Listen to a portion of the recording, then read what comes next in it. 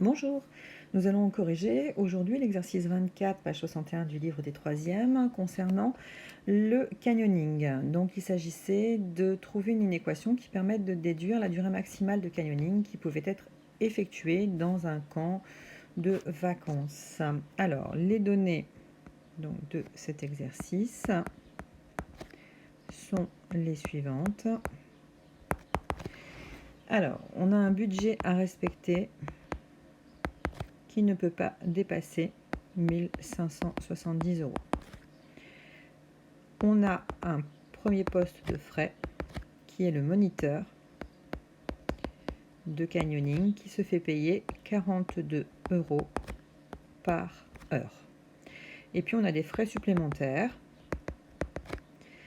qui sont eux fixes et qui sont de 940 €, qui sont la nourriture, le transport, l'habitation et ce genre de choses.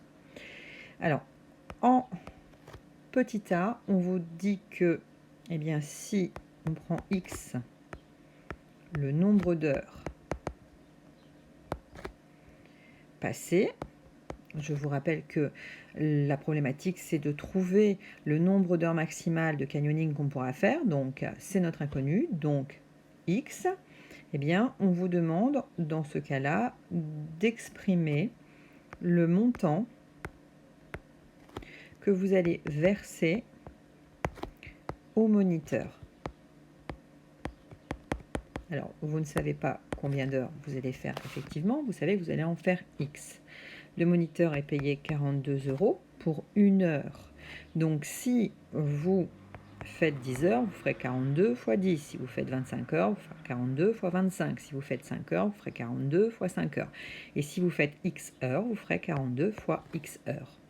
Alors, je vous rappelle que on note plus simplement 42x puisque le signe multiplié n'est pas obligatoire entre le nombre et la lettre. Voilà pour la question petit a. Exprimez ce que vous allez payer au moniteur. Eh bien, ça correspond à 42x. Il suffit ensuite de remplacer x par le nombre d'heures. Petit b. On demande dans le petit b d'écrire une inéquation qui traduit le respect du budget. Donc là, il va falloir intégrer la notion de budget. Donc la notion de budget à pas dépasser est de 1570 €. Vous savez que vous devez payer votre moniteur 42x. Vous savez qu'en plus, vous avez des frais fixes. Et vous savez que tout ça ne doit pas dépasser, donc doit être plus petit que, et plus petit que en mathématiques, c'est ceci. On peut même être plus petit ou égal, parce qu'on peut aller jusqu'à 1570 maxi. Voilà votre inéquation.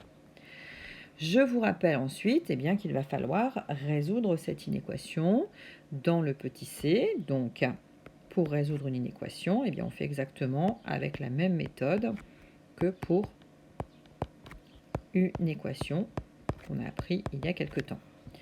Alors, que va-t-on faire? Eh bien, on va chasser le 940 avec un moins 940 qu'on va mettre à gauche et à droite. Alors à gauche, si je mets un plus 940 moins 940, ça fait 0, donc je n'aurai plus que 42x.